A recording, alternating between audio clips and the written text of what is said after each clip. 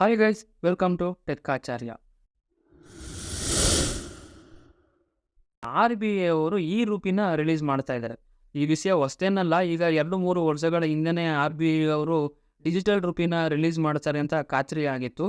But ಅದು ಅಷ್ಟು ಮಟ್ಟಿಗೆ ಅದ್ರ ಬಗ್ಗೆ ಯಾವುದೇ ಸೌಂಡ್ ಆಗಲಿ ಏನೂ ಇರಲಿಲ್ಲ. ಬಟ್ ಇವಾಗ ಗೊತ್ತಾಗ್ತಾ ಇರೋ ಮಾಹಿತಿ ಪ್ರಕಾರ ಏನು ಅಂತ ಹೇಳಿದ್ರೆ, ಸರ್ಟೆನ್ RBI ಗೈಡ್ಲೈನ್ಸ್ನ ನೀವು ಫಾಲೋ ಮಾಡೋದ್ರ ಮುಖಾಂತರ ನಿಮ್ಮ Google pay, PhonePe, Amazon pay ಈ ಥರ UPI ಪೇಮೆಂಟ್ಗಳಲ್ಲಿ ನೀವು ಡಿಜಿಟಲ್ ಟ್ರಾನ್ಸಾಕ್ಷನ್ನ ಮಾಡುವಾಗ ಈ ರೂಪಿನ ಉಪಯೋಗಿಸಿ ನೀವು ಟ್ರಾನ್ಸಾಕ್ಷನ್ ಮಾಡ್ಬೋದು. ಅದಕ್ಕೆ ಕೆಲವೊಂದು RBI ಗೈಡ್ಲೈನ್ಸ್ನ ನೀವು ಫಾಲೋ ಮಾಡಬೇಕಾಗುತ್ತೆ ಅನ್ನೋದು ತಿಳಿಸ್ಕೊಡ್ತಾ ಇದ್ದಾರೆ. ಗೊತ್ತಿಲ್ಲ ಎಷ್ಟರ ಮಟ್ಟಿಗೆ ಇದು ಎಸ್ಟಾಬ್ಲಿಷ್ ಆಗುತ್ತೆ ಮತ್ತು ಯಾವ ಥರ ಇದು ನಡೆಯುತ್ತೆ, ಯಾವ ಥರ ರನ್ ಆಗುತ್ತೆ, ಯಾವ ಪ್ಲಾಟ್ಫಾರ್ಮ್ ಮೇಲೆ, ಯಾವ ಬೇಸ್ನಲ್ಲಿ ಇದು ವರ್ಕ್ ಆಗುತ್ತೆ ಅನ್ನೋದು ಇನ್ನು ಅದು ರಿಲೀಸ್ ಆಗಿ ಚಾಲ್ತಿಗೆ ಬಂದಮೇಲೆ ಅಷ್ಟೇ ಗೊತ್ತಾಗಬೇಕಾಗಿದೆ.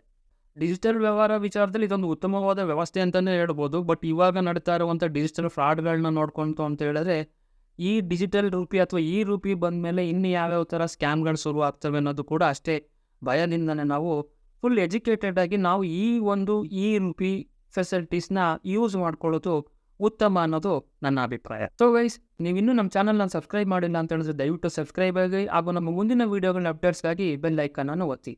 ನಾನು ನಿಮ್ಮ ಟೆಕ್ಕಾಚಾರ್ಯ RK ಹೆಗ್ಡೆ.